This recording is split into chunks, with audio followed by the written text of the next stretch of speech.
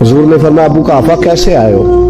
कहा आज तो हद हो गई है, मुझे अबू बकर ने थप्पड़ मारा है। सहाबा कहते हैं जितने लोग खड़े थे सब कहने लगे ये हो नहीं सकता, अबू बकर ये कर नहीं सकते। लेकिन जब उन्होंने कहा तो नबी पाक खामोश हो गए। हुजूर ने फरमाया चलो अबू बकर को बुलाओ। बुलाया जनाब सिद्दीक अकबर को, यूं हाथ बांध के खड़े हो गए। हुजूर ने फरमाया अबू बकर तूने बाप को मारा है? चुप। मैं बोलता क्यों नहीं? जनाब सिद्दीक अकबर ने सर उठाया तो आंसुओं के कतरे दाढ़ी पे गिर रहे थे। जनाब सिद्दीक अकबर ने सर उठाया तो रो रहे थे।